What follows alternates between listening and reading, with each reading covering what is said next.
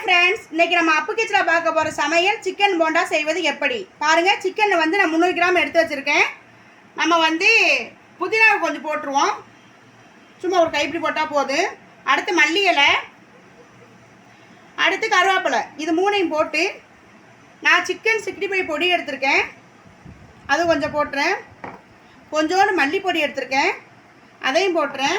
ஒரு ஸ்பூன் வந்து மிளகாப்பொடி போடுங்க, உங்களுக்கு காரத்தக்கன போடுங்க. நீங்கள் தேவையான அளவு உப்பு, முட்டை ஒன்று போட்டுடலாம்.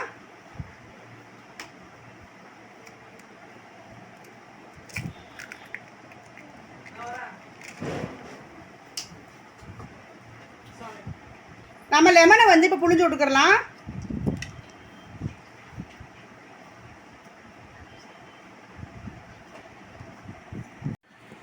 இது நல்லா மிக்ஸ் பண்ணிக்காச்சு. நம்ம கடைசியாக போட போகிறது என்னென்னா கார்ன்ஃப்ளவர் மாவு, அதுவும் மைதா போட்டுக்கலாம்.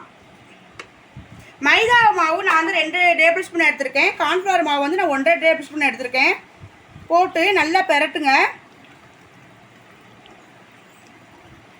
இப்படி பெரட்டி ஒரு அரை மணி நேரம் ஊறட்டும். பாருங்கள், இப்போ அரை மணி நேரம் ஆயிடுச்சு. நல்லா வந்து ஊறிட்டாங்க. இப்போ வந்து நான் பொரிக்க போகிறேன். பாருங்கள், நான் இப்போ ஒரு கடாயை வச்சு அதில் வந்து ஆயில் ஊற்றி வச்சுருக்கேன். அதை போட போகிறோம். இதாங்க குட்டி குட்டி சிக்கன் போண்டா. சின்ன பிள்ளைகளுக்கு ரொம்ப பிடிக்கும். உங்கள் வீட்டில் சிக்கன் எடுத்தீங்கன்னா கண்டிப்பாக ஒரு முறை இப்படி செஞ்சு பாருங்கள். செஞ்சு பார்த்துட்டு எப்படி இருக்குன்னு சொல்லுங்கள் கமெண்ட்டில். இது ஒரு சிம்மில் பாருங்கள். இங்கிட்ட வந்து நல்லா பொரிஞ்சுட்டாங்க. இப்போ நம்ம பெரட்டி விடலாம்.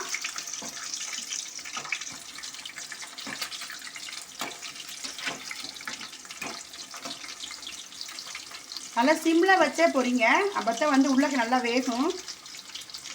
இது அப்படியே சிம்லேயே ஒரு 5 நிமிஷம் பொரிய விடுங்க. பாருங்கள், சிக்கன் போண்டா ரெடி ஆகிவிட்டது. இதை நம்ம வந்து ஒரு பிளேட்டுக்கு மாற்றிடலாம். இங்கே பாருங்கள், நம்ம அப்பு கிச்சனில் வந்து இன்றைக்கி சிக்கன் போண்டா வந்து ரெடி ஆகிவிட்டது. இது வந்து சின்ன குழந்தைங்க பெரியவருங்க நல்லா சாப்பிடுவாங்க. அது மேலே லைட்டாக வெங்காயத்தை நம்ம தூவி விட்டு இப்படி மல்லியில் தூவி விட்டோம்னா பார்க்கவே அழகாக இருக்கும். இந்த டிஷ் உங்களுக்கு பிடிச்சிருந்தா லைக் பண்ணுங்கள், ஷேர் பண்ணுங்கள், கமெண்ட் பண்ணுங்கள், சப்ஸ்கிரைப் பண்ணுங்கள், பெல் ஐக்கனை கிளிக் பண்ணுங்கள். தேங்க்யூ ஃபார் த வாட்சிங்.